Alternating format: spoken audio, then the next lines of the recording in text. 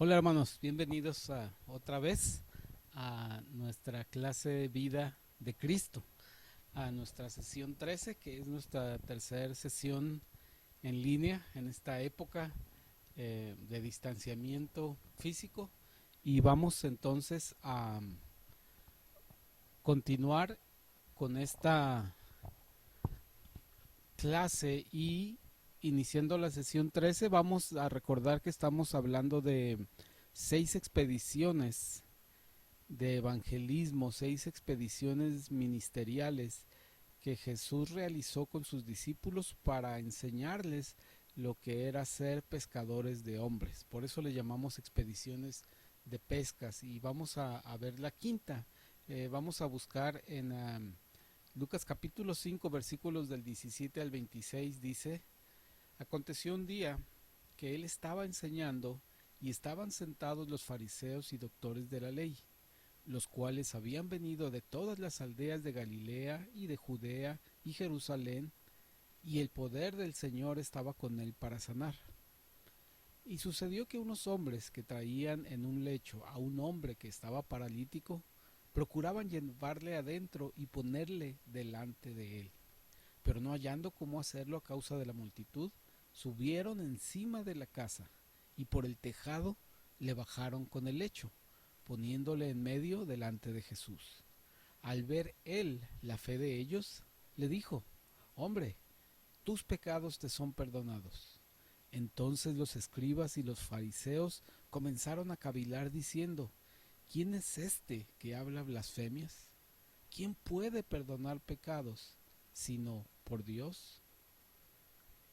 Jesús entonces, conociendo los pensamientos de ellos, respondiendo les dijo: ¿qué caviláis en vuestros corazones?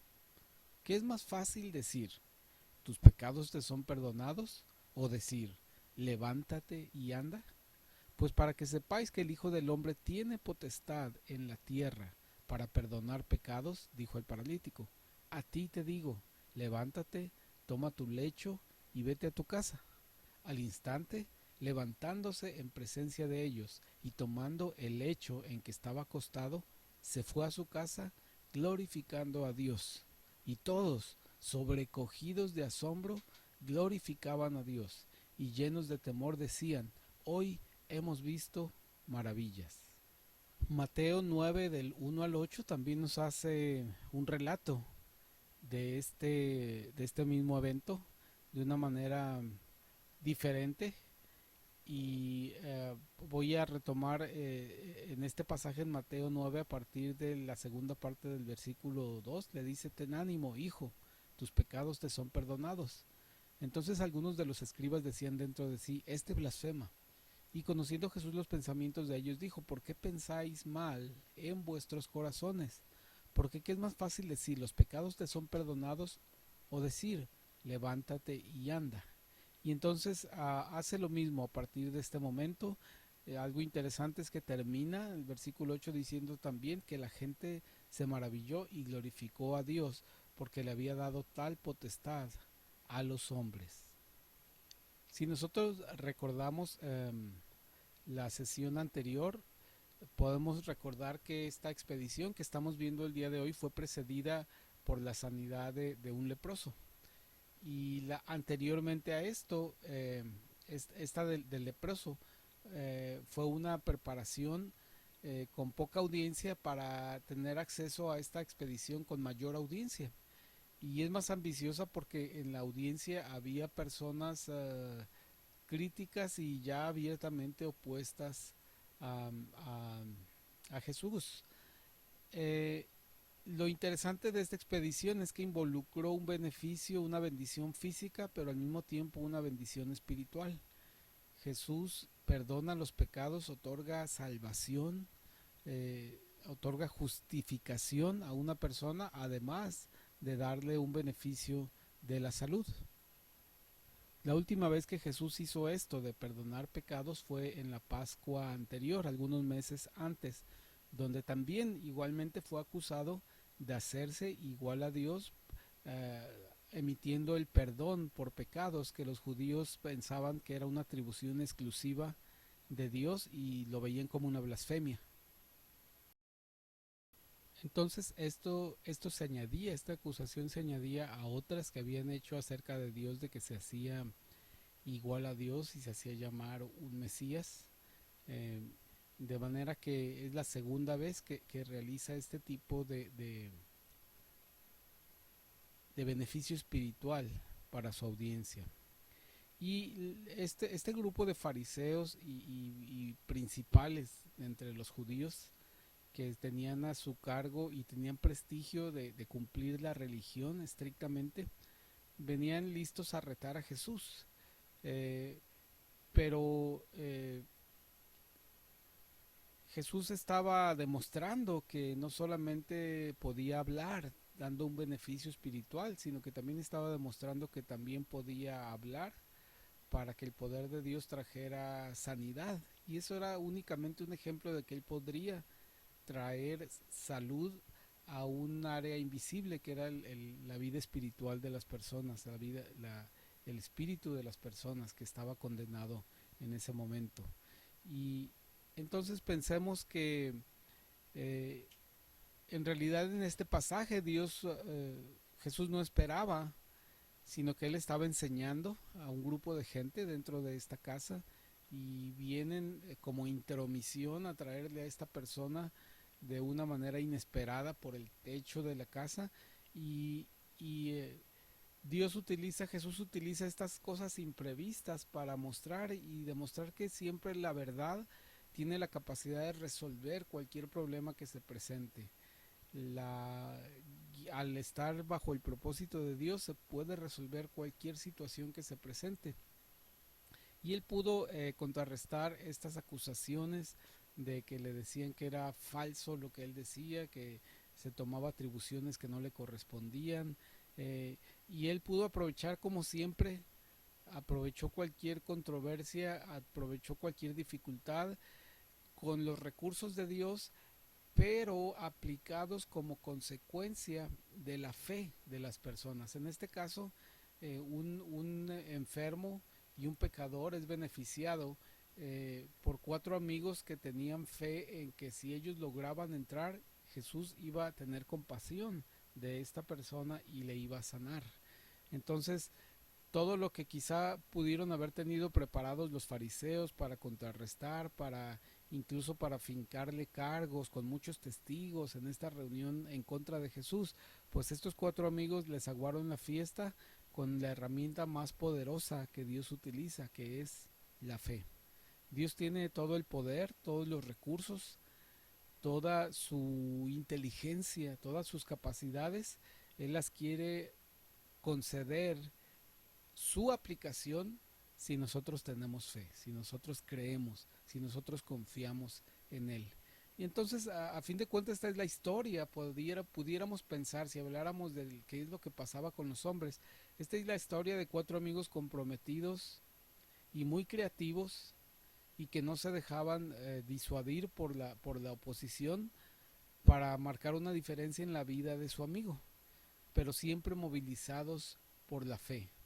Qué bueno sería tener de estos amigos que están siempre comprometidos y están dispuestos a buscar y usar su inteligencia para pensar en la manera de llegar a donde está aquello que resuelve un problema, en este caso Jesús, y con una motivación correcta, que es la fe, que es lo que agrada a Dios para poder Él movilizar su poder. La pregunta es, pensando en estos cuatro amigos que llevaron a Jesucristo, a este hombre paralítico, la pregunta es si nosotros hoy en día estamos dispuestos a hacer esto por alguien que amamos, por alguien que queremos, por alguien que vemos que está en necesidad. Y la pregunta es, ¿harías lo necesario para llevarlo a conocer a Cristo? ¿Harías lo necesario para llevarlo a que fuera confrontado por Cristo, a que recibiera de Cristo sus palabras, su mensaje, quizá acaso algún beneficio en su vida, quizá acaso el perdón de pecados? ¿Serías creativo para que esto pudiera ocurrir? Lo cierto es que nadie llega a Jesús solo. Siempre tiene que alguien que indicarle que ha encontrado al Mesías, siempre tiene alguien que indicarle cuál es su necesidad para que el hombre natural pueda entender que en Dios está Es importante notar aquí que Jesús hizo y presentó el reino de los cielos y presentó la salvación de Dios y ejecutó los actos de rescate espiritual de diferentes formas, nunca bajo una receta preestablecida ni un patrón repetitivo. Lo hizo de diferentes maneras para llegar al lugar, para llegar al momento, para llegar al punto en el que él quería. De manera que a veces utilizó los milagros como un vehículo, a veces utilizó los milagros de manera inherente al perdón espiritual, a veces prescindió de ellos, eh, a veces se trató únicamente de un perdón de pecados exclusivo y la persona se iba regenerada y feliz, aunque tuviera enfermedad, aunque tuviera problemas, aunque tuviera dificultades. Entonces, hay que pensar que Dios es soberano para decidir en qué actos utiliza su obra, su poder sobrenatural y en qué actos meramente Él otorga un perdón apacible sin ninguna manifestación. Es decir, hay varias formas de llegar, de encontrar el camino, no hay fórmulas preestablecidas. Déjenme, les doy una ilustración de esto, un ejemplo. Esta es una forma en la que se concibe el mundo. Esta es la manera en la que se representa en una superficie plana todos los países y todos los continentes. Y entonces cuando uno piensa en hacer un viaje, digamos, de Los Ángeles a Turquía, que es un viaje que realizamos hace 4 años, eh, nosotros podríamos ver en este mapa que para llegar de Los Ángeles a Turquía hay que seguir una trayectoria que cruza todo el continente americano a la altura de los Estados Unidos y después continúa por el Océano Atlántico y después llega a España, cruza el Mediterráneo, Italia, Grecia y después llega a Estambul, a Turquía. Este sería el camino para lograr este viaje. Pero lo cierto es que nuestro mundo puede ser un poco diferente a lo que estamos viendo en esta representación plana de la Tierra. Lo cierto es que nuestro mundo se parece más a esta imagen que está tomada de una esfera, de una representación esférica del mapa. Entonces yo hice esta representación y entonces aquí podemos ver que si queremos volar de Los Ángeles a Estambul, la realidad es que tenemos que volar hacia el norte, hacia la frontera central de Estados Unidos y Canadá, después pasar por la bahía de Hudson, Groenlandia, Islandia, entre Noruega y el Reino Unido, pasar no pasar por España ni por el Mediterráneo, sino que pasar por Europa del Este y llegar a Estambul en una trayectoria sumamente diferente. La dirección que tomamos depende del mapa que estamos utilizando. Entonces, con Jesús, Él nos muestra un mapa en lo que la vida espiritual y el destino eterno es mucho más importante. Por eso Él toma caminos diferentes para resolver las cosas. A veces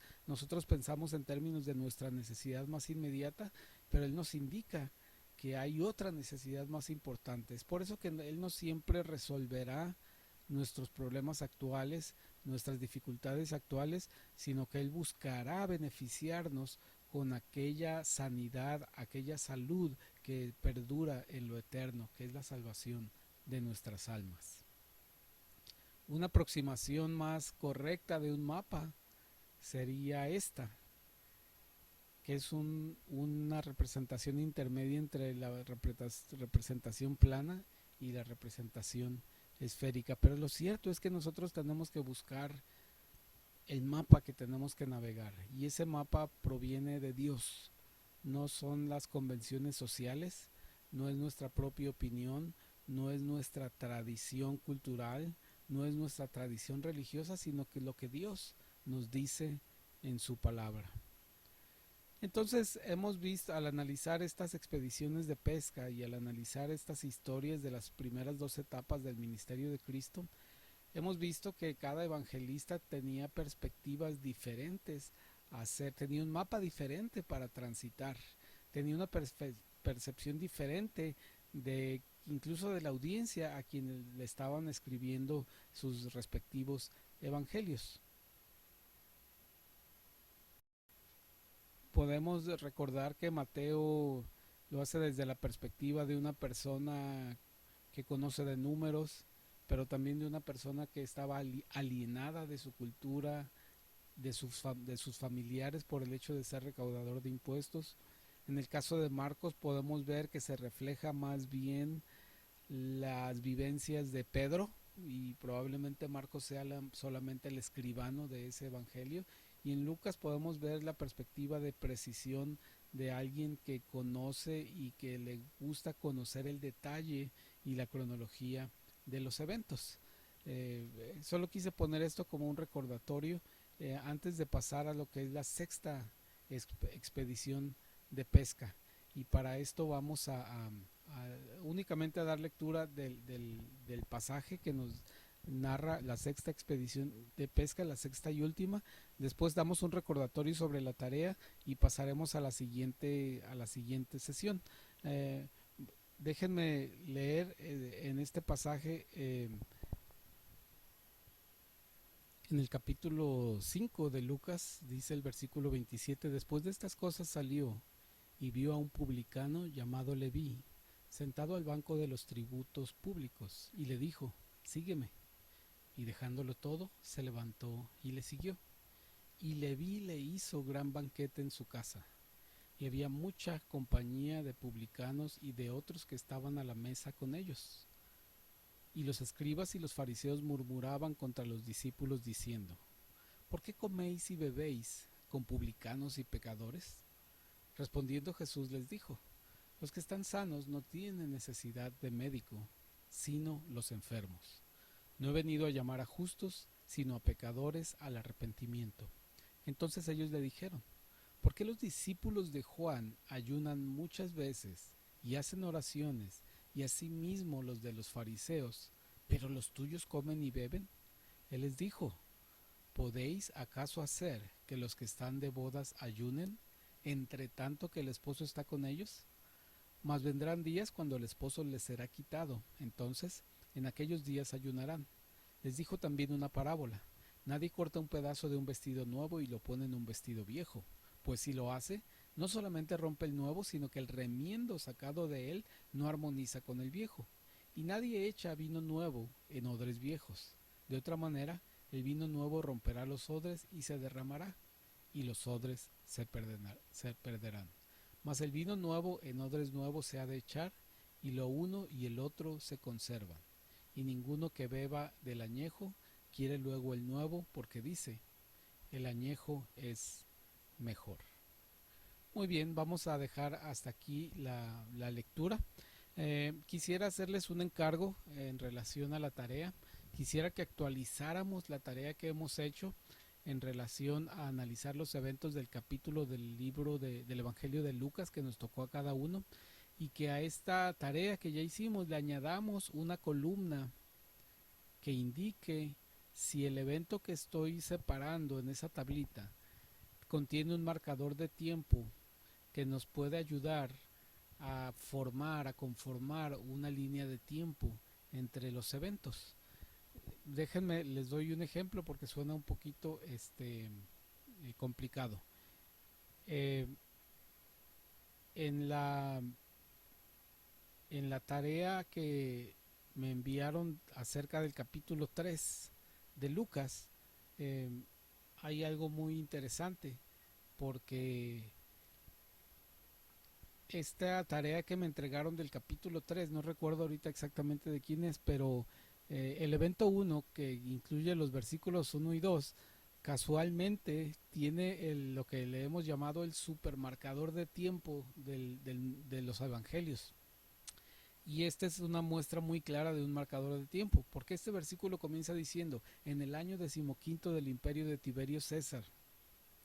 Y este marcador añade redundancia. Para quien no sepa qué año fue el decimoquinto del imperio de Tiberio César, dice también: siendo gobernador de Judea Poncio Pilatos y Herodes tetrarca de Iturea y de la provincia de Traconite, y Lisanias tetrarca de Abilinia.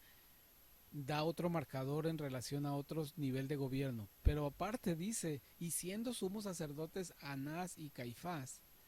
Entonces sí dice: vino palabra de Dios. Entonces, este es un súper marcador de tiempo porque nos deja con precisión y sin lugar a dudas cuándo ocurrió este evento. Y como se trata de un evento importante, a Dios le interesaba que supiéramos cuándo se desarrollaron estos eventos. Entonces pudiéramos añadir una columna aquí en la F que se llamara, por ejemplo, MT, marcador de tiempo.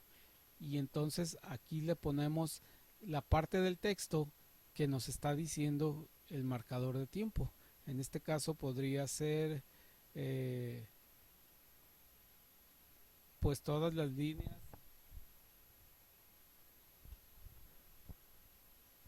esta parte, y lo podemos añadir como un marcador de tiempo que nos va a ayudar a formar una línea del tiempo y así sucesivamente. Curiosamente, este capítulo ya no tiene ningún marcador de tiempo.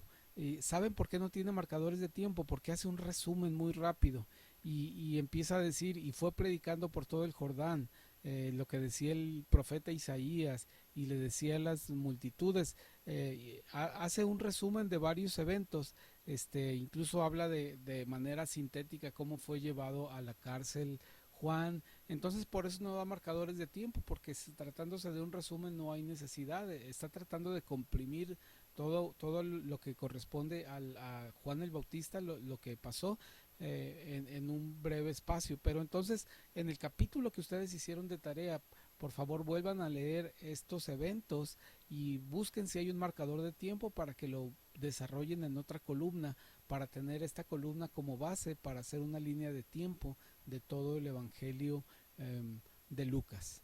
Entonces, si ustedes tuvieran alguna duda en cuanto a esto, en cuanto a esta actualización de la tarea, mándenme por favor un correíto, lo podemos revisar y ayudarles. Aquí el reto es difícil para los que lo hicieron escrito a mano, ¿verdad? Porque probablemente van a tener que pasarme nada más la pura columna de los marcadores de tiempo. No tendrían que hacer otra vez todo su análisis de los eventos.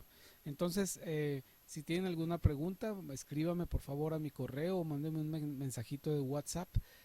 Quiero empezar la sesión 14 solamente para indicarles un recurso que tenemos. Y con eso terminaríamos esta sesión del día de hoy. Este recurso que quiero darles, que es muy útil ahorita que estamos en casa, que tenemos la posibilidad, tiempo y nos puede ayudar a una mejor comprensión de la palabra de Dios, es un recurso que está en YouTube y eh, aquí creo que este enlace ya no funciona, lo probé y ya no funciona, pero ustedes pueden venir a YouTube y encontrarán van a encontrar, buscar en YouTube un canal que se llama el Proyecto Biblia o en inglés dice Bible Project. Estaría aquí en YouTube. Buscan ustedes Bible Project español. Déjenme hacer esto un poco más pequeño para que quepa.